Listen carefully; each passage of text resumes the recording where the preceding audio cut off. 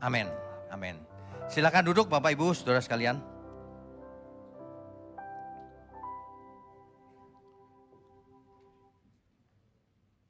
Selamat siang, Shalom. Tema besar kita hari ini adalah Satan, sang pembinasa keji. Itu tema yang pertama. Tema yang kedua ini adalah pemakan kehidupan. Saudara, banyak orang hari ini sudah menganggap remeh terhadap adanya setan itu. Gereja-gereja sibuk mengkhotbahkan kemakmuran.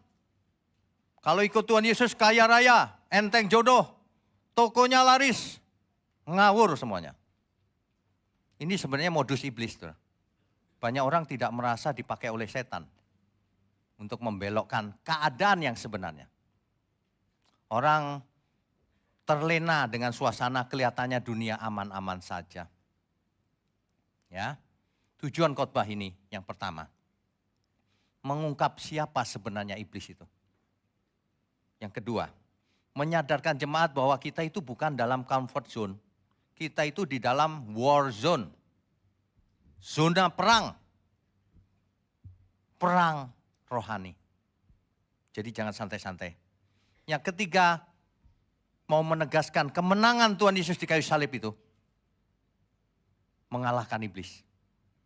Oleh sebab itu kita harus menang seperti Tuhan Yesus menang. Kita belum menang. Banyak ajaran gereja ngawur. Setan sudah kalah saudara, sudah diinjak-injak. Gak perlu takut lagi, salah itu. Alkitab dilawan. Alkitab berkata, lawanmu si iblis seperti singa yang mengaum-ngaum. Hendak menelan orang yang bisa ditelannya. Artinya bahaya. Makanya Tuhan Yesus di kitab Wahyu berkata, sama seperti aku menang, kamu harus menang. Lawan iblis. Ya. Yang keempat, mengingatkan kita semua bahwa kita harus berjaga-jaga, harus melawan, bahkan kita harus secara aktif membinasakan pekerjaan iblis. Banyak orang jangankan membinasakan, dengar kata iblis saja langsung mengkerut. Malam hari pengen pipis ditahan, gak berani ke belakang. Ada yang senyum-senyum ini kenapa ya? Ada ibu-ibu yang cerita sama saya tahan Pak sampai pagi. Ya, sama setan takut. Pipis jangan ditahan, kalau setannya muncul pipisin aja dia. Aduh. Saudara, dunia modern memang begitu. Tepatnya posmo atau lewat dari posmo hari ini. Postmodern. Di mana keberadaan iblis dirubah-rubah. Digambarkan sebagai apa ya, kalau di film kartun itu merah-merah punya tanduk, gitu doang. Yang lebih parah lagi, film anak-anak, setannya jadi teman-temanan main. Berupa setan cilik gitu, lucu-lucu gitu. Ini disesatkan loh anak-anak kita, generasi berikutnya. Yang lebih parah lagi, dijadikan superhero setannya. Ayo ada yang nonton gak superhero? Itu setan itu dari neraka. Jadi superhero. Ya. Anak-anak generasi muda, banyak yang tidak percaya adanya setan atau roh-roh jahat. Dianggap enteng, gak ada itu Pak. Gitu. Ya. Sesuatu yang tidak kelihatan katanya gak ada. Wah itu terlalu picik pikirannya. Sesuatu yang tidak kelihatan belum tentu tidak ada. Emangnya udara kelihatan? Gak kelihatan kan? Memangnya air itu rumus kimianya H2O, tahu dari mana? Emang ada tulisannya H2O? Jangan terlalu naif. Kalau kita mau mengukur suhu pakai termometer. Mengukur tinggi pakai ukuran tinggi. Mengukur tekanan darah pakai alat ukur tensimeter. Jangan mengukur suhu tubuh pakai tensimeter. Ya nggak kelihatan. Kalau kita mau lihat kebenaran, pakailah Alkitab, firman Tuhan yang tidak bisa salah. Klaim di dunia ini mengatakan Alkitab salah, sudah dirubah-rubah, ngomong tok kau. Nggak ada buktinya. Bahkan sebaliknya, punyamu itu yang diubah-ubah. Ya. Jadi jangan suka menunjuk orang lain, jari lainnya nunjuk diri sendiri lebih banyak. Alkitab dengan tegas menyebut iblis itu sebagai sosok yang nyata, jahat, saudara. Ya, itu jelas banget, tidak perlu didebatkan. Alkitab juga jelas sejak ayat pertama, Kejadian 1 ayat 1. Pada mulanya Allah menciptakan langit dan bumi. Alkitab tidak pernah membuktikan Allah itu ada karena memang sudah ada sejak ayat pertama. Makanya orang kalau mau pembuktian Allah itu ada bagaimana? Ya tentu saja lewat Alkitab. Plus kejadian nyata setiap hari. Sebab kebenaran sesuai dengan fakta. Kalau orang jeli, dia akan lihat Tuhan ada. Sama dengan kalau orang pintar ilmu kimia, dia yakin banget rumus kimianya air itu H2O. Sementara orang yang nggak ngerti kimia sama sekali, apa sih H2O? Nggak ada artinya buat dia. Makanya kalau kita mau mengerti pikiran perasaan Tuhan, harus dekat Tuhan. Kalau mau merasakan panasnya api unggun, harus dekat-dekat api unggun. Jangan jauh-jauh. Kalau mau belajar, belajarlah. Bayangkan kalau seorang anak kecil, belum tahu apa-apa dia. Dia ngeyel sama papanya. Papanya bilang bisnis itu susah loh nak. Enggak lah pak, lu sok tahu lu. Enggak tahu apa-apa ngomong enggak. Nah makanya kita semua harus seperti anak kecil. Kebenaran dibuka kepada anak kecil, bukan orang pintar. Bukan orang yang sok pintar. Gelarmu doktor aja nothing itu. PhD itu nothing dibanding kebenaran. Makanya seorang psikolog kalau dia belajar firman Tuhan jauh lebih sempurna. Kalau cuma psikolog murni nothing itu. Sorry ya, nothing. Semua ilmu di dunia ini nothing dibandingkan kebenaran. Itu sebabnya minggu lalu ya kalau nggak salah. Khotbahnya judulnya kecerdasan roh. Orang cerdas saja percuma. Kalau rohnya, jiwanya tidak cerdas. Ya. Lawan kita si iblis itu licik sekali. Kalau kita tidak tahu lawan kita siapa, maka kita hidupnya nggak bisa menang. Lawannya aja nggak tahu. Langkah pertama dari menang peperangan itu identifikasi musuh. Siapa sih musuh kita? Harus tahu kelemahannya apa, kelebihannya apa musuh kita itu. Analisa SWOT kalau dalam marketing. Strength, weakness, opportunity, and threat. Setelah itu diri sendiri, siapakah aku? Melawan iblis bagaimana? Nah harus tahu. Kalau orang nggak tahu musuhnya siapa, nanti dia pikir musuhnya itu mertuanya. Nanti dia pikir musuhnya itu menantunya. Nanti dia pikir musuhnya itu suaminya, istrinya, teman sepelayanan. Gagal fokus dia nggak ngerti lawan sebenarnya siapa. Identifikasi musuh. Yang pertama lawan kita selama-lamanya iblis. Sebab kita bukan melawan darah dan daging. Tapi melawan penguasa-penguasa di udara. Roh-roh di udara maksudnya. Jadi setan atau iblis dan pengikut-pengikutnya. Sepertiga malaikat di surga turun. Jatuh ke bumi dibuang menjadi roh-roh jahat. Kalau kita sudah tahu lawan kita setan, itu disebut banyak sekali di Alkitab. Di Wahyu pasal 12 ayat 9, dan naga besar itu, si ular tua yang disebut iblis atau setan, yang menyesatkan seluruh dunia. Itu lawan kita itu. Ya, jadi kalau ada teman kita, siapapun yang, kok dia kesetanan ya? Bukan dianya setan, bukan. Dia sedang dipengaruhi setan. Dia dibohongin sama setan. Diakalin sama setan jadi begitu. Kesetanan.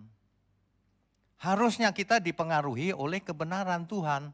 Jadinya ketuhanan.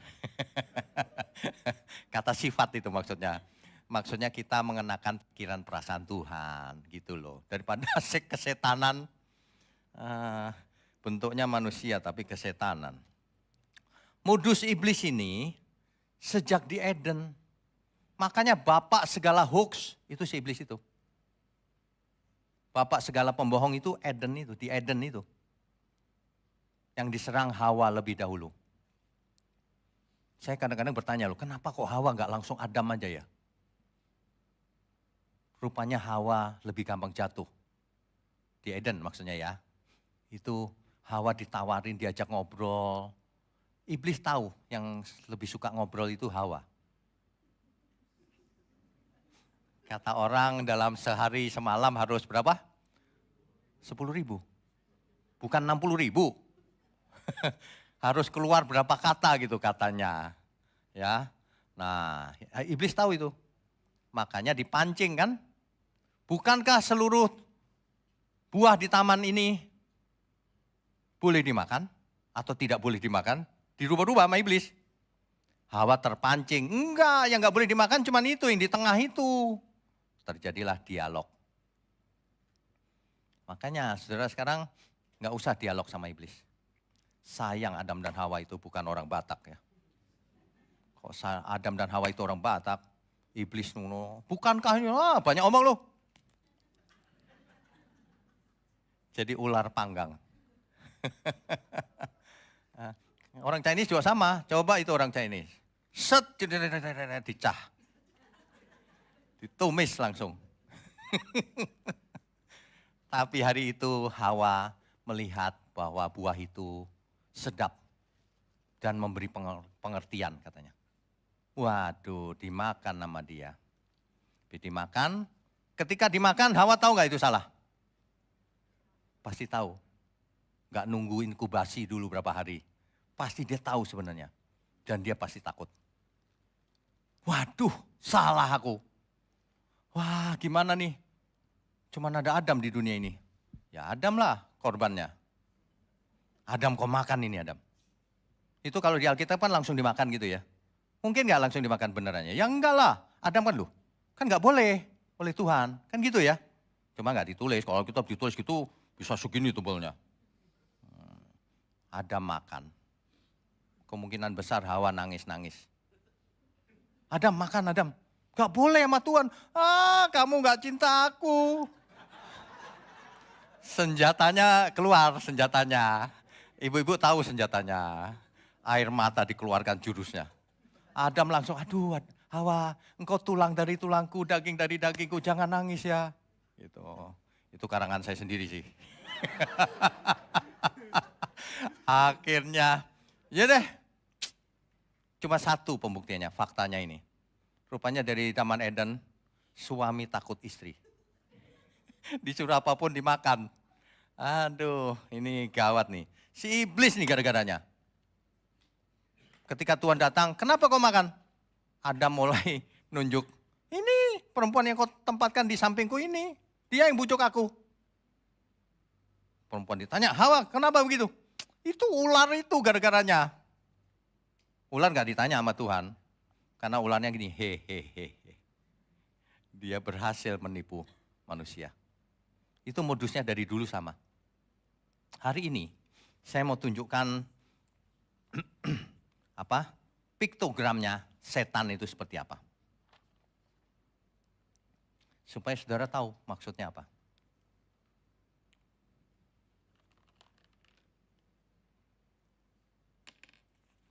Di dalam bahasa Ibrani, setan itu terdiri dari 3 huruf mati. Sin itu begini, sin, tet, nun. Ya, ini bacanya sin, ini bacanya tet, ini bacanya nun. Satan. Sin ini, kalau kita lihat, kan bahasa Ibrani itu zaman dulunya huruf, gambar. Seperti bahasa Mandarin, dulunya kan gambar, ya kan? Nah, dulunya gambarnya seperti apa? Ternyata seperti ini. Sin itu gambarnya begini. Kalau tet itu gambarnya begini. Kalau nun itu gambarnya gini.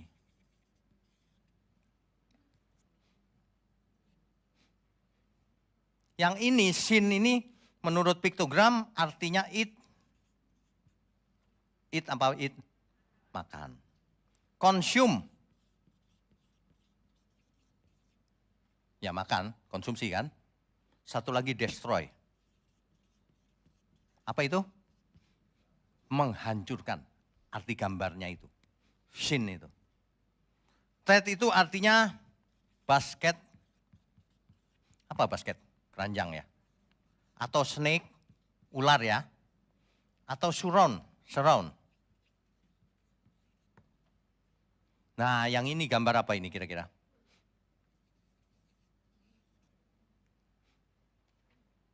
Ya imajinasi orang bisa macam-macam, ya kan?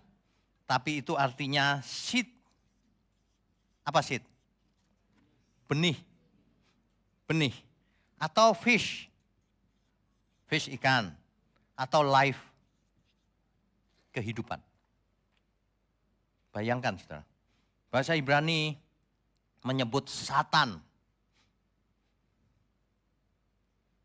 Ternyata gambarnya ada makan, ada snake, ada ular, ada seed atau life. Jadi setan ini artinya ular yang makan kehidupan. Atau yang makan benih. Ini kan kayak gambar sperma. Benih manusia. Dia makan itu. Makanya di kitab Kejadian dikatakan ia makan debu. Debu itu Adam. Tanah itu Adam dalam bahasa Ibrani. Jadi kita semua dikasih tahu bahwa si setan itu mau makan kehidupan. Makanya firman Tuhan berkata, lawanmu si iblis seperti singa yang mengaum-ngaum hendak menelan orang yang dapat ditelannya. Mau ditelan, mau dimakan. Gambar ini.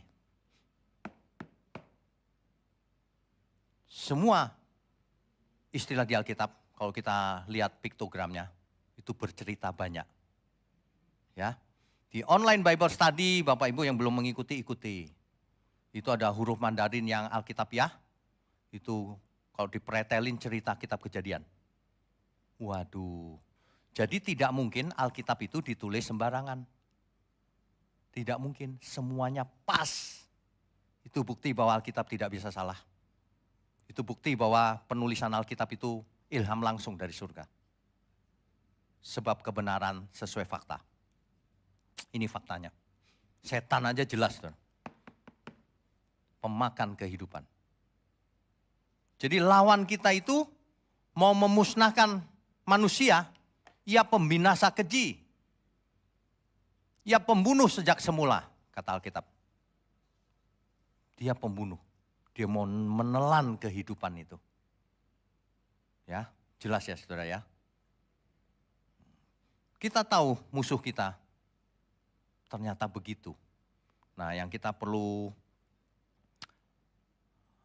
ingatkan adalah ciri-cirinya apa setan itu?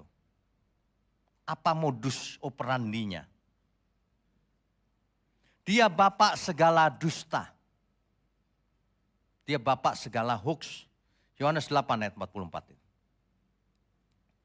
Malaikat terang palsu tapi.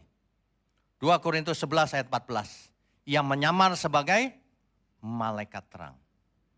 Artinya kalau zaman sekarang menyamar sebagai malaikat terang itu seperti apa? Kita harus baca ayatnya supaya mengerti konteksnya. Menyamar sebagai malaikat terang, saudara. 2 Korintus 11 ayat 14. Sekalian kita belajar yang namanya hermeneutik. Bagaimana membaca Alkitab supaya tidak salah. Sebab kita bisa melawan iblis itu dengan pedang roh, yaitu firman Tuhan. Enggak bisa dilawan dengan tenaga dalam. Enggak bisa dilawan dengan garam, tebur-tebur garam, biar setannya takut. Ajaran apa itu? Ngawur semua itu. Pasti banyak yang sakit hati ya mas saya dengar YouTube. Ngomongnya ngawur-ngawur terus. Memang ngawur kau. Setan dilawan pakai garam. Mana ada? Yang takut garam kan orang yang tekanannya darah tinggi. Bukan setan. Nah, itu dia gambarnya. Jadi sebenarnya semua ada artinya, saudara. Contohnya Elohim ya. Elohim itu pakai huruf alef tuh yang di atas. Artinya kuat, strength atau pemimpin, leader. Elohim artinya Allah yang maha kuasa. Itu. Gambarnya sapi. Kenapa? Zaman dulu ada dewa sapi. Zaman dulu itu dewa sapi. Makanya sebutan Yahweh dan sebagainya itu bisa menunjuk pada dewa sapi zaman dulu. Itulah sebabnya bangsa Israel ketika ada di kaki Gunung Sinai, Harun dipaksa oleh umat Israel. Harun, bikin Elohim buat kami. Harun takut juga Harun. Semua emas dikumpulin, dibangunlah patung lembu emas. Kenapa bentuknya patung? Kenapa enggak kucing yang lucu? Karena ada dewa itu. Dewa lembu atau sapi itu. Rupanya bangsa Israel keluar dari Mesir itu, dia masih memorinya masih ada di Mesir. Oh dulu itu bentuknya gitu. Tuhan marah besar. Tuhan marah besar, saudara. Ya, jadi kita zaman sekarang, tiba-tiba kita sampai di zaman sekarang, jangan kita mengulang kesalahan yang sama. Lawan kita itu setan ini. Ingat ya, bukan temanmu, bukan mertuamu, bukan teman sepelayanan, iri, dengki, dan sebagainya. Bukan. Kita semua saudara di dalam Tuhan. Lawan kita itu. Masalahnya ada saudara kita yang kerasukan. Itu jadi masalah. Ya, tapi ingat, kita harus kasih kesempatan orang bertobat. Ya, sehingga sebanyak mungkin kita selamat. Jangan ada yang binasa kalau bisa. Kan gitu. Saudara, satu, identifikasinya sudah jelas. Yang kedua, modusnya. Modusnya adalah ia menggoda manusia. Ia menggoda manusia supaya manusia tidak tahu kebenaran. Supaya manusia tidak tahu bahwa jalan satu-satunya itu melalui Tuhan Yesus. Makanya ada banyak orang mengatakan banyak jalan menuju Roma. Banyak jalan menuju Bandung. Banyak jalan menuju neraka. Tapi cuma satu jalan menuju surga. Ada amin semua? Itu mencoba dirubah sama dunia ini, sama si jahat itu. Sehingga manusia berpikir, enggak lah yang penting berbuat baik. Semua agama sama. Kalau sama kenapa beda isinya? Kenapa ajarannya beda? Banyak orang itu enggak pakai pikirannya. Faktanya beda, jangan disama-samain. Tujuannya sama Pak, enggak bisa. Jalannya lain-lain hasilnya. Kalau saudara mau pergi ke sana, begini kan, lurus. Saudara miring sedikit aja nyampe enggak? Beda jauh nyampenya. Jangan gampang nyama-nyamain, enggak sama. Kita punya Tuhan Yesus, kau punya Tuhan Yesus enggak? Di Kristen aja punyanya Tuhan Yesus yang lain loh. Teriak-teriak, kita percaya Tuhan Yesus. Ya tapi kau enggak percaya Tuhan Yesus yang turun dari surga. Kau bikin Tuhan Yesus versimu sendiri. Katanya Tuhan Yesus enggak punya praeksistensi. Enggak ada di surga, enggak ada di mana-mana. Adanya kapan? Dikandung oleh Maria, oleh Roh Kudus, diciptakan Bapa di rahim Maria. Karena dia taat, lalu mati di kayu salib, diangkat jadi Tuhan. Itu yang dipercayai Tuhan Yesus sama banyak orang. Beberapa sih enggak banyak. Itu bukan Tuhan Yesus. Itu Yesus versimu sendiri. Kalau kau memang percaya Tuhan Yesus, katakan, aku percaya kepada Tuhan Yesus sebagai Tuhan dan Juru Selamat yang turun dari surga, diutus Bapaknya, mengosongkan diri jadi manusia, mengorbankan diri di kayu salib, menebus dosa kita semua. Dan ia naik ke surga lagi, dan ia akan datang lagi untuk menjemput kita semua. Amin. Kita beri kemuliaan untuk Tuhan.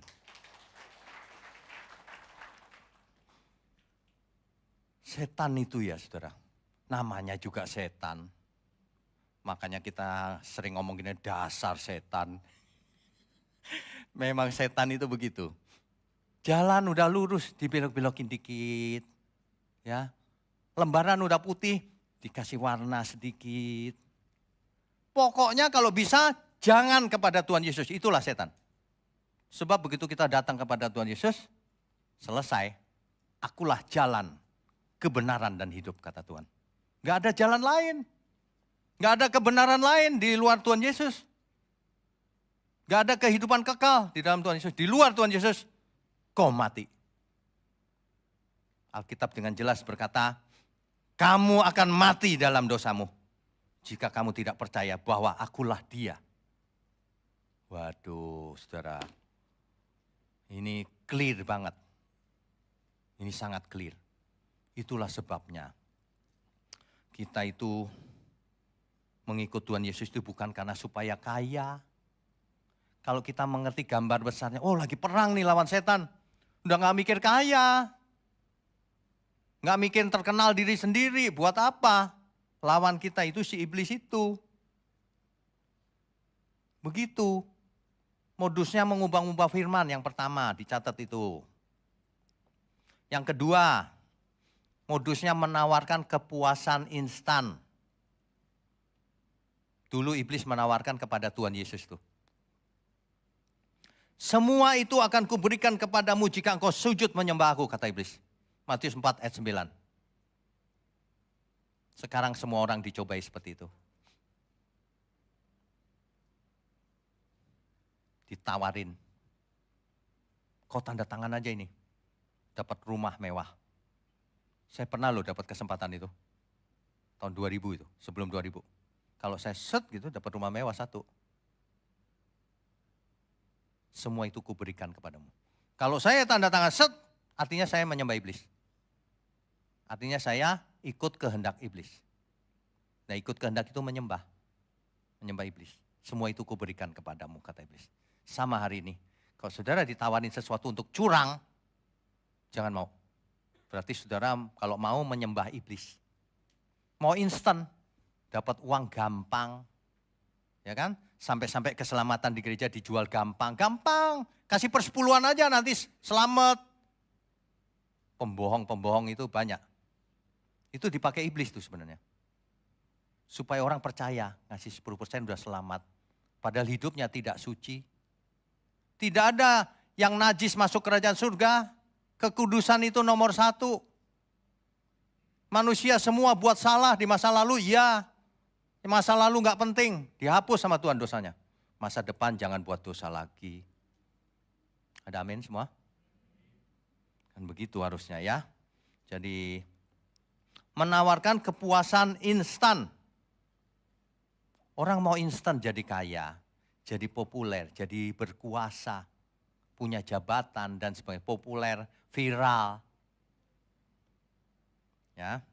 Nah, itu dia. Yang berikutnya seringkali iblis mencobai dengan harga diri. Harga diri seseorang itu dikutak-kutik sama iblis. Seperti Tuhan Yesus misalnya. Dicobai, jika engkau anak Allah, jadikan batu ini roti. Jika engkau anak Allah, terjun dari hubungan bait Allah. Bukankah ada firman yang tertulis, para malaikat akan menatang sehingga engkau tidak terantuk batu? Dicobai terus. Kita juga dicobai begitu. Hati-hati ya harga diri. Harga diri diangkat-angkat, disanjung-sanjung.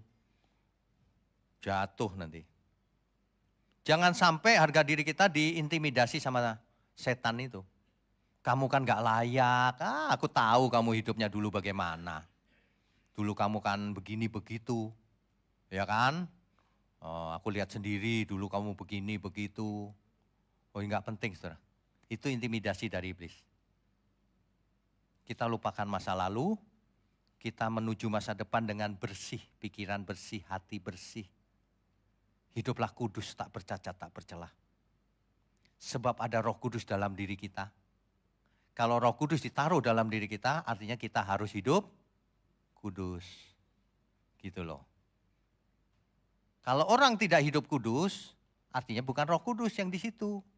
Artinya ia mengharapkan ada Roh najis. Sebenarnya begitu. Untungnya Tuhan sangat sabar. Orang buat salah apapun selama masih bisa membuka mata, masih hidup, masih ada kesempatan untuk kita melupakan masa lalu. Rasul Paulus saja ya. Rasul Paulus berkata begini, aku melupakan apa yang ada di belakangku. Dan aku berlari-lari ke depan menuju tujuan. Oleh sebab itu tanggalkan beban dan dosa yang merintangi kita dalam perlombaan yang diwajibkan. Ibarat lomba lari itu ya, tujuannya ke sana kita lari itu berat. Kenapa? Ada beban dan dosa. Digandoli beban dosa, digandoli itu apa ya bahasa Indonesianya? Diikat terus ada batu gitu. Jadi susah dong larinya. Nah itu beban dan dosa itu. Buang aja semua itu. Ya, buang semuanya. Kosongkan diri. Kosongkan diri. Teman kita yang masih muda aja mau melepaskan diri dari segala ikatan. Kan bagus. Kristen malah banyak ikatan. Mau ini, mau itu. Lepaskan diri, kosongkan diri. Barang siapa tidak melepaskan diri dari segala miliknya, tak dapat jadi muridku, kata Tuhan Yesus. Gak bisa, harus melepaskan diri. Nah orang melepaskan diri gak bisa mengandalkan pikiran diri sendiri. Sudah dikasih firman pun amin, tapi tetap aja begitu hidupnya. Gak berubah. Karena tidak ada perasaan cinta sama Tuhan. Cuma takut masuk neraka. Makanya orang gak berubah. Supaya berubah harus melibatkan cinta kita. Kita tidak bisa hidup tanpa Tuhan.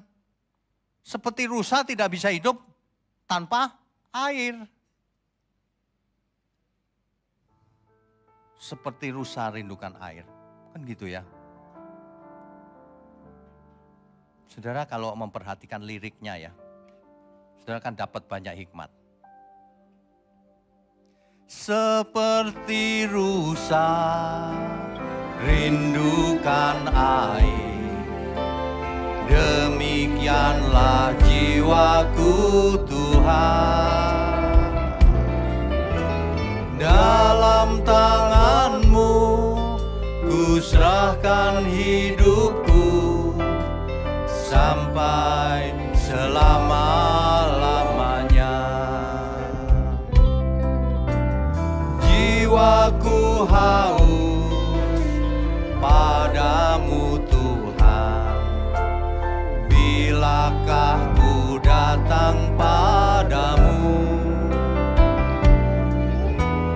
Air mataku tercurah padamu di siang dan malam hari. Sekalipun dagingku dan hatiku habis lenyap, Engkau tetap gunung batu selamatku. Selamanya. Kalau kita cinta Tuhan, wah hidup kita berubah. Kalau kita hanya mengerti, setuju doang. Makanya ajaran yang mengatakan, kalau kamu mengaku dengan mulutmu percaya maka kamu selamat. Mengakunya bagaimana dulu? Karena banyak orang lidahnya tak bertulang. Bukan banyak orang, semua lidahnya tak bertulang. Kalau lidah ada tulangnya gimana? Kaku gitu. Maksudnya ngomong amin itu gampang. Maksudnya terlihat rohani itu gampang. Kelihatan rohani itu gampang. Saudara bawa aja Alkitab di jalanan sambil komat kamit.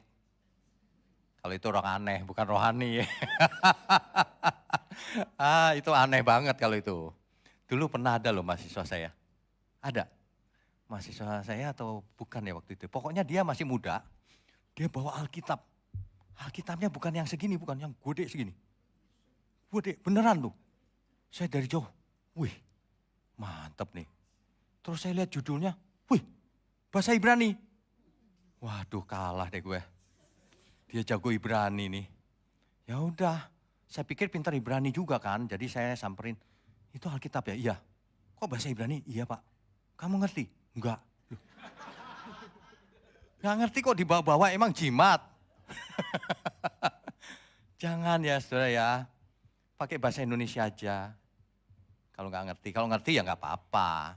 Kan gitu. Ya, iblis itu licik loh saudara. Dia berusaha kita nggak mengerti bahwa jalan satu-satunya Tuhan Yesus. Bahwa kebenaran itu seperti ini.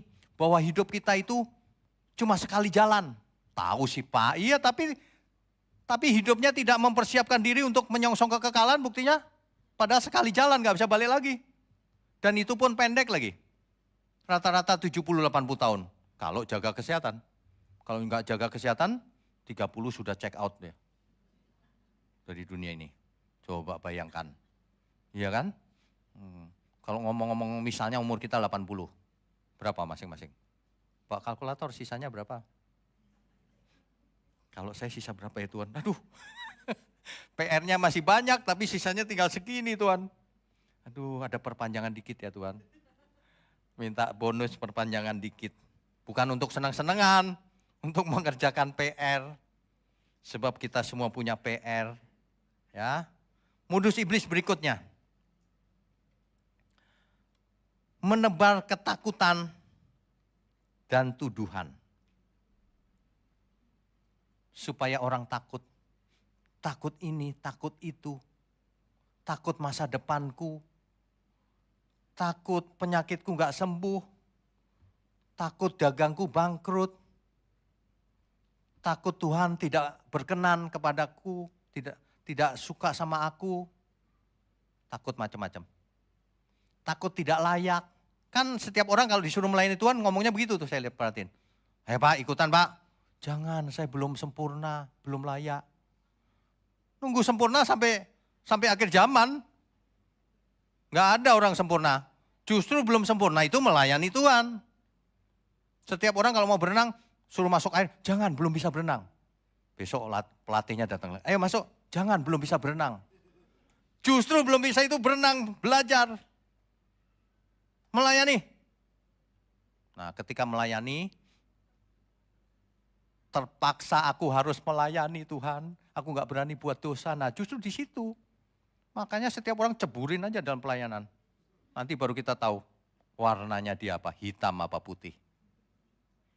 Ternyata warnanya warna-warni. Bingung kan? Ya, saya juga bingung. Kenapa orang ini warna-warni ya? Nggak hitam, nggak putih, nggak jelas gitu maksudnya. Kadang-kadang saya nggak mengerti loh. Kenapa orang-orang itu tidak mengerti? Bingung kan? Saya tidak mengerti kenapa orang-orang itu tidak mengerti. Padahal sudah jelas, khotbahnya juga sudah disampaikan dengan tenaga dalam penuh. Gitu. Mestinya mengerti ya, saya yakin semua ngerti sih. Cuma ya itu tadi, si iblis itu tahu kelemahan manusia. Rasul Paulus berkata begini, roh memang penurut, tapi daging lemah. Daging ini loh yang lemah. Makanya orang gak bisa jadi murid Tuhan Yesus kalau tidak mengosongkan diri, melepaskan diri dari segala miliknya. Gak bisa. Ditawarin korupsi, enak juga ya. Enak juga nih. Tanda tangan. Nantilah setelah korupsi aku bertobat lagi. Enak aja loh. Emang Tuhan bisa dibohongi. Ditawarin perempuan. Gak tahu ini istriku. Ditawarin pria. Nah, pria juga dong, masa perempuan doang. Gak tahu ini suamiku. Itu, iblis tuh tahu persis kelemahan kita.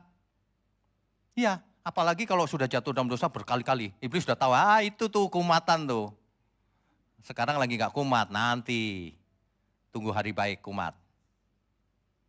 Itu. Karena orang yang menarik diri dari dosa, dia sakau. Pengen lagi. Menarik diri dari dosa, pengen lagi. Itu sebabnya jebakan iblis itu, kalau dalam marketing itu istilahnya terdiversifikasi. Setiap lapisan, setiap segmen, setiap umur, ada jebakannya sendiri-sendiri. Kalau anak muda itu biasanya pornografi, seks bebas. Itu jebakan iblis tuh. Begitu masuk ke situ, lama keluarnya. Atau jangan-jangan nggak keluar. Kalaupun bertobat, lama baliknya. Iblis mau menghabiskan waktu yang kita punya. 5 tahun dia sia-sia hidupnya. 5 tahun lagi bengong, merenungkan masa lalunya. 5 tahun lagi persiapan mati. Kan percuma. Gak ada, lupakan masa lalu. Kita mau menang. Kita mau ikut dalam barisan memenangkan jiwa dalam peperangan rohani ini. Amin semua? Jangan takut saudara. Apa sih yang ditakutkan? Mau setan, mau Gondoruo, mau Dracula. Gak ada Dracula. Kok setan ada? Ya, jangan takut. Tuhanlah perlindungan kita. Iya, Tuhanlah perlindungan kita. Dia gunung batu kita. Kita gak perlu takut. Jangan cuma di mulut. Saudara kalau gak pernah lawan setan ya, ketika terjadi sesuatu angker, jangan lari. Lawan. Ya merinding-merinding ya biarin aja. Memang harus merinding. Lawan aja nanti saudara akan lihat kuasa Tuhan nyata. Ya, ini serius nih. Saya pernah tengking dalam nama Yesus. Nunjuk lampu-lampunya meledak loh saudara. Padahal merindingnya tetap sama sih. Merinding juga. Emangnya orang gak bisa merinding. Duar gitu. Kalau kita makin pengalaman makin gak takut, makin tahu tipuan setan itu. Ya. Tuhanlah perlindungan kita, saudara. Tuhanlah perlindunganku. Tuhanlah gunung batuku. Tuhan kekasih jiwaku. Sangat ku cinta, sangat ku damba. Jiwaku haus akanmu. Dunia nampak tak berarti. Engkau kekasih jiwaku. Sangat ku cinta, sangat ku damba. Hidupku tertuju padamu, oh Tuhan, karena anugerah-Mu ada keselamatan. Hidupku tertuju padamu, oh Tuhan, karena anugerah-Mu ada keselamatan.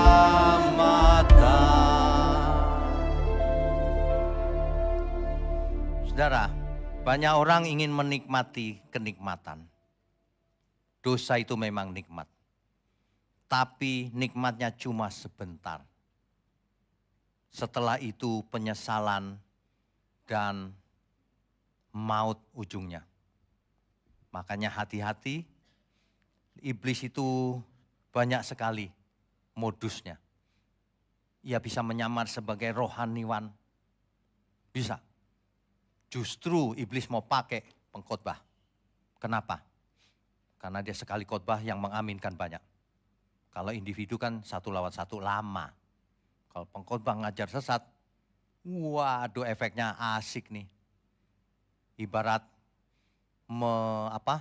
ibarat mau merebut pangsa pasar, pemimpinnya yang diambil. Langsung kena. seluruh pangsa pasarnya. Langsung kena banyak orang. Itu sebabnya menjadi jemaat jangan cuma amin. Jangan dengar apa aja amin. Jadi jemaat harus cerdas. Mengerti bagaimana membaca Alkitab. Ya, supaya tidak bisa ditipu oleh si iblis itu. Makanya kalau ada rohaniwan yang berkata, kalau ke gereja jangan pakai otak, saudara. Pakailah dengkul.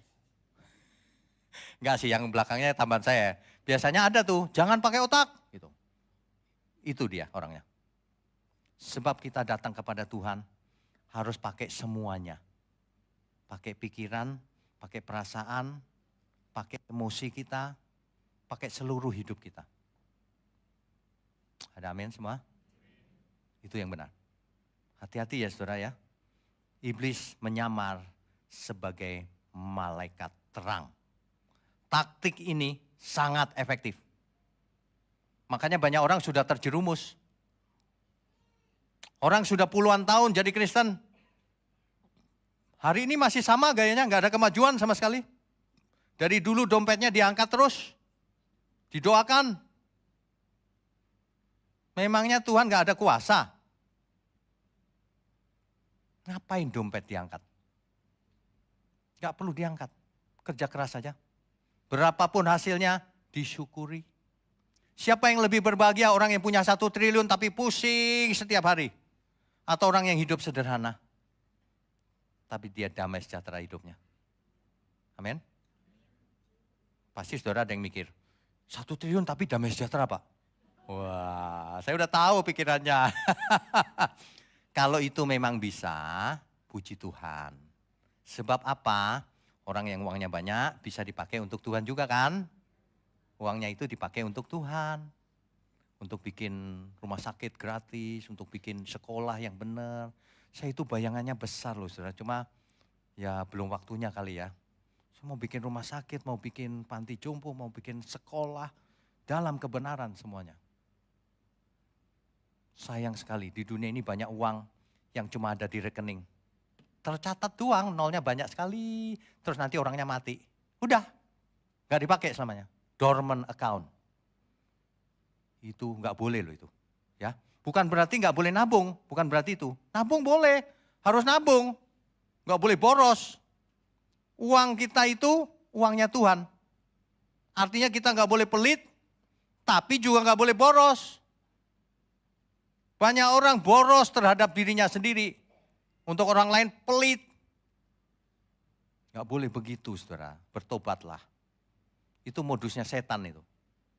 Itu modusnya setan. Jadi orang itu harus jadi saluran berkat. Kok diberkati banyak harus memberkati banyak. Begitu harusnya. Istri saya tahu. Saya pelit orangnya. Tapi pelit sama diri sendiri. Kalau sama orang lain saya nggak pelit. Saya kadang-kadang beli kaos gitu misalnya ya. Gak usah lah mahal. Sering ngomong gitu. Saya pakai kaos yang murah juga nggak masalah kok. Emangnya kalau pakai kaos mahal terus lebih ganteng gitu kan enggak? Kan enggak, sama aja. Mau pakai kaos oblong ya sama aja ya kurus begini. Iya beneran, saudara kalau ke mall pasti ketemu saya deh. Pakai celana pendek, pakai sendal. Biarin aja, paling orang bisik-bisik, itu tuh GMM.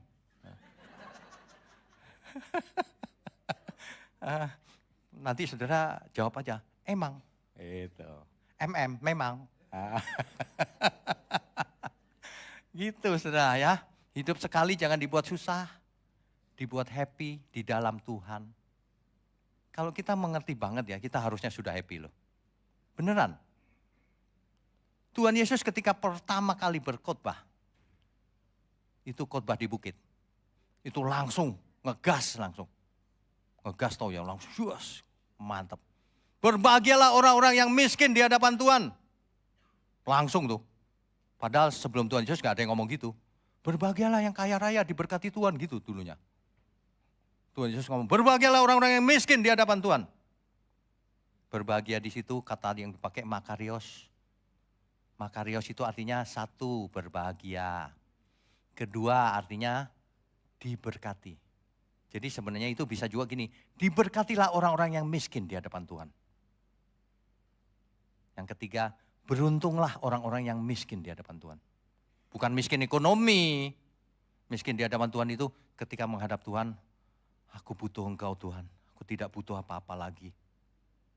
Jika Tuhan gembalaku, aku tak ingin apa-apa lagi. Cukup semuanya. Itu baru mantap. Orang yang sudah dewasa imannya, dia nggak bertanya sama Tuhan. Kenapa begini Tuhan, kenapa begitu? Banyak pertanyaan. Kalau orang udah dewasa udah nggak nanya lagi. Kalau Tuhan tanya, mau tanya apa? Enggak Tuhan. Udah cukup. Lebih dari cukup. Nah itu baru dewasa. Ada amin semua? Bertobat ya semua ya. Suami-suami bertobat. Jangan kasar sama istrinya. Istrinya senyum-senyum. Sebab suaminya sedang dihantam. Tunggu giliran. Istri-istri juga jangan cerewet. Ya. Yang amin cowok. Aduh. Ini rupanya pengalaman pribadi ya.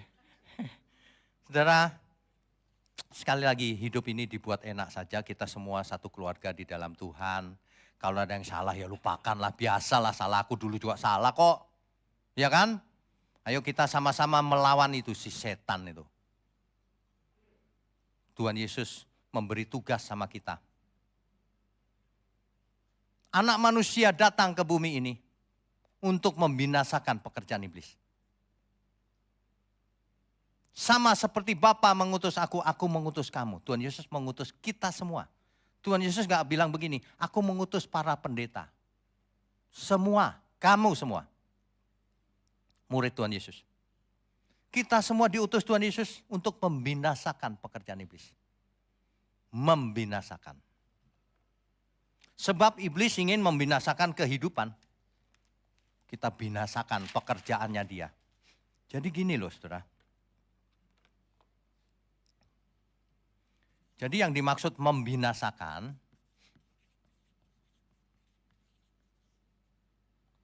ini sebenarnya artinya to undo.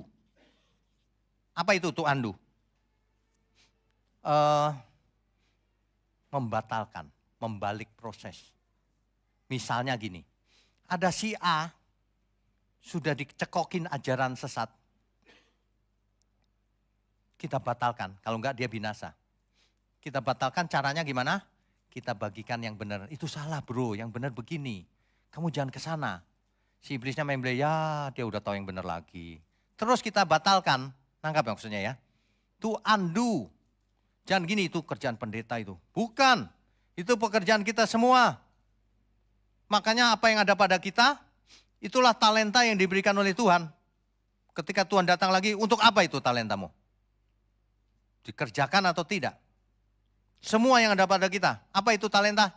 Waktu, uang, keahlian, suaramu yang bagus itu, bakat-bakatmu itu, semuanya itu. Talenta bukan hanya talent biasa, bakat doang. Semua yang ada pada kita, termasuk waktu kita. Termasuk kesempatan, ketika kita punya kesempatan untuk berbuat sesuatu untuk Tuhan, lakukan. Kalau tidak, dosamu tetap kekal. Sebab kalau orang tidak tahu, dia tidak bersalah. Tapi kalau orang tahu, sengaja, dosamu kekal, gak ada ampun. Itu bedanya. Ya, makanya jangan sengaja berbuat dosa. Si iblis itu paling pintar memainkan itu. Gak apa-apalah, cuma sekali. Gak ada yang tahu ini. Nanti setelah sekali kau berdoa, minta ampun. Nah itu bisikan iblis begitu. Yang lebih parah itu asal bukan Tuhan Yesus. Kamu boleh beragama, boleh orang baik, boleh apa aja. Asal bukan Tuhan Yesus. Itulah si antikris. Yang mengatakan Yesus bukan Tuhan, hanya manusia biasa. Itu antikris. Antikris kan gampang sih katanya, antikristus. Dia nggak setuju Yesus adalah Kristus yang diurapi, sang juru selamat, sang Mesias.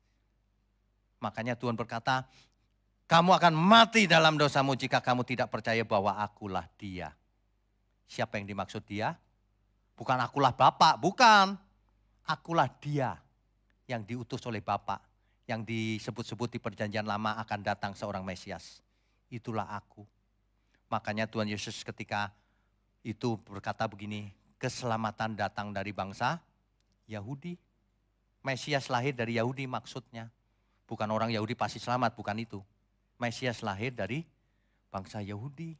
Ya, oleh sebab itu mulai sekarang tidak perlu takut sama setan. Tapi hiduplah kudus. Jangan sampai hidupnya tidak kudus tapi tidak takut setan. Ngusir setan tapi hidupnya tidak kudus. Ya, saudara jangan coba-coba. Di Alkitab ada contoh 7 anak Skewa kan? Anak imam loh itu. Dia nggak percaya Tuhan Yesus. Itu dukun Yahudi itu. Itu dukun Yahudi sebenarnya. Dia pakai nama Yesus. Dia ngusir setan dalam nama Yesus. Setannya cuma ketawa. Yesus aku tahu. Paulus aku tahu juga. Kau siapa? Digebukin sama setannya, ditelanjangin lari tunggang langgang. Jangan sampai hidup tidak kudus ngusir setan. Dalam nama Yesus. Setannya cuma ketawa. Kamu galak sekali ya. Kita temenan aja galak. Rupanya teman setan. Ngusir setan. Aduh ini saudara. Ya, setan itu ingin makan kehidupan. Makanya kita harus undo. Di antara kita tidak boleh ada yang pasif. Harus aktif. Cari tempat kita di mana. Tuhan, apa yang harus kulakukan untuk membinasakan pekerjaan iblis ini? Yang paling gampang saudara bagikan link-link kebenaran ini kepada orang-orang baru yang belum pernah mendengar. Dengerin ini. Sama aja. Gak apa-apa. Sama gak sama tolong dengerin. Tolong deh bro, tolong. Nanti kalau dia mengerti, oh iya juga ya, kebuka deh. Orang yang terbuka pintunya sedikit gitu langsung lebar tuh. Deres tuh. Firman masuk menjadi rema. Kalau selama ini dengar firman gak ada rema sama sekali ya, yang didengar apa itu? Ya, saya percaya firman yang ditabur itu dahsyat pengaruhnya, dampaknya. Sebab kebenaran itu pragmatis, pasti berdampak. Alkitab berkata begini, kalau firman itu ditabur, lalu dimengerti oleh orang itu, maka hidup orang itu berubah 100 kali lipat, 60 kali lipat, 30 kali lipat minimal. Bayangkan kalau hidup kita berubah 30 kali lipat aja deh. Gak usah 30 deh, 2 kali lipat. Heran gak orang kira-kira? Sangat heran. Firman kayak gitu dirubah. Tabur persepuluhan. Nanti dibalas Tuhan 100 kali, 60 kali, 30 kali. Bayangin firman Tuhan aja berani dirubah loh. Itu malaikat terang itu. Nanti kalau dengar khotbah saya ngamuk, terus mengada-ada penjelasannya. Mestinya kan bertobat kita semua. Saya juga nggak mau cari musuh. Tapi yang benar ini, gitu loh maksudnya itu. Bukan bermaksud apa-apa. Bahkan saya bilang gini, saudara yang penting benar, saudara nggak ingat saya juga nggak apa-apa. Yang penting benar, udah gitu doang. Iya kan? Masa saudara nggak lihat sih? Di sini nggak ada persepuluhan, nggak ada buah sulung. Sudah dibatalkan semua itu. Justru itulah yang membuat kita menjadi dewasa. Kalau seseorang punya banyak ya dia mendukung lebih banyak. Yang nggak punya ya nggak usah dukung, nggak apa-apa. Doakan, sebarkan kebenaran gitu loh. Kalau semua nggak punya ya nggak apa-apa juga. Yang penting kita benar semuanya. Mengerti kebenaran hidup kudus mulai sekarang. Jadi alat di tangan Tuhan untuk to undo apa yang iblis sudah kerjakan. Sebab iblis itu seperti Pac-Man, tahu Pac-Man nggak? Makan ini. Mau dimakan, ditelan-telan sama dia. Dia keliling terus mau nelan orang yang bisa ditelannya. Kalau kita udah mengerti kebenaran, nggak masalah, pedang roh. Makanya setiap kita harus mengerti firman Tuhan. Itulah pedang roh untuk melawan si iblis itu. Ada amin saudara? Amin, beri kemuliaan untuk Tuhan.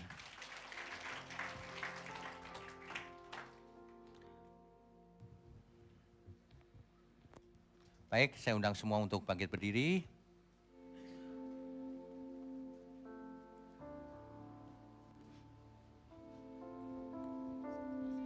Bapak Ibu Saudara, Saudara bagikan link ini bukan supaya follower kita banyak, bukan.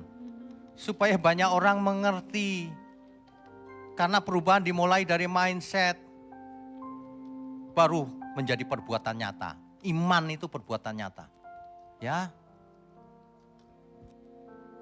Tuhanlah perlindunganku.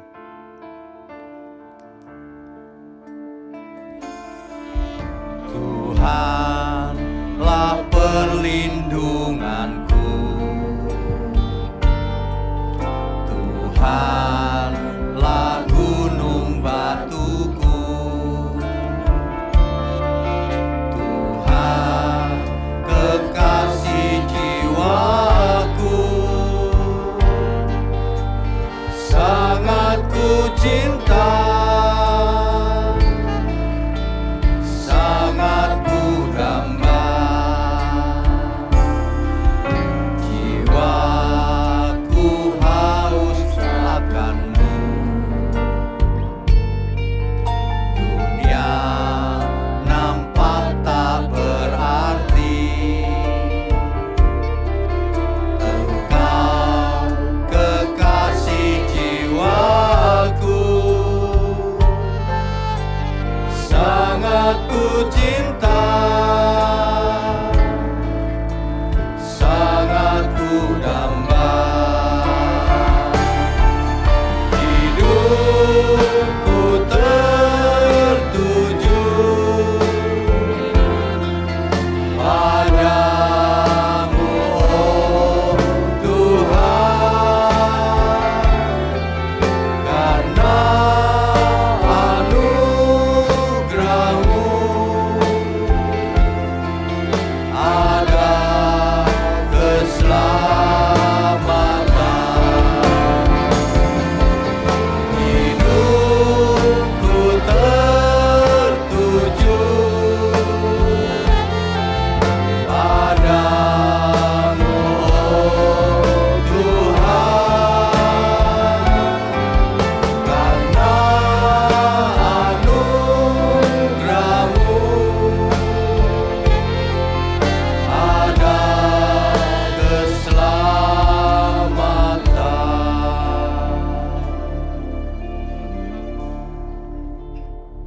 Bapa kami yang di surga, kami sungguh mengucap syukur untuk siang hari ini.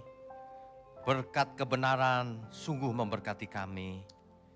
Terima kasih Tuhan, kami mengucap syukur di tengah-tengah zaman yang tidak baik-baik saja ini Tuhan.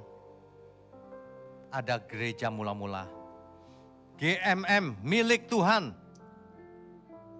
Engkau pakai luar biasa untuk menyadarkan banyak jiwa, untuk menjelaskan kepada dunia kebenaran, untuk memberkati dunia yang sedang gelap ini.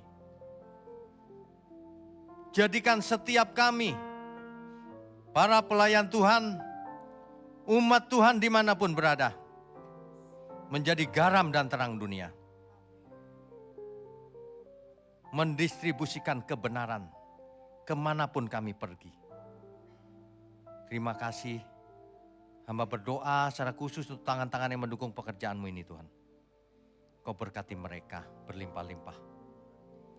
Juga semua jemaat yang ada, baik yang hadir maupun yang online, juga seluruh pelayan Tuhan, semua kami Tuhan. Layakkan setiap tangan kami untuk menerima berkat yang dari Tuhan. Mari saudara angkat tanganmu tinggi-tinggi. Kami sambut segala berkat, baik berkat jasmani maupun berkat rohani. Sehat dan umur panjang, hikmat marifat, kepekaan akan kehendak Allah. Karunia-karunia roh turun atas kita semua. Hanya di dalam nama Tuhan Yesus Kristus. Kami sudah berdoa dan mengucap syukur. Haleluya. Semua yang percaya katakan amin. Silakan duduk Bapak Ibu. Saudara sekalian, bicara soal kebenaran, Setiap orang merasa benar. Makanya semua kecap di nomor satu kan. Ada orang yang mengatakan saya paling benar, ini paling benar, itu paling benar. Mana sebenarnya yang paling benar? Oleh sebab itu hadiri seminar 7 natur kebenaran dan aplikasinya. Seminar ini wajib dihadiri oleh para teolog, apologet, pengkhotbah, bahkan oleh para jemaat sendiri. Agar kita bisa membedakan manakah yang benar, manakah yang salah. Inilah alat uji kebenaran yang sangat objektif dan alkitabiah. Pastikan saudara ikut dan ajak seluruh saudara dan sahabat-sahabat. Bapak-bapak dan ibu-ibu yang terkasih dimanapun berada, yuk kita belajar pelajaran Alkitab bersama secara online. Setiap hari Rabu jam 7 malam bersama pendeta Bapak Wignio Tanto secara online, bisa melalui Zoom. Tetapi kita harus mendaftarkan dulu ke nomor berikut ini. Selamat bergabung dan Tuhan Yesus memberkati.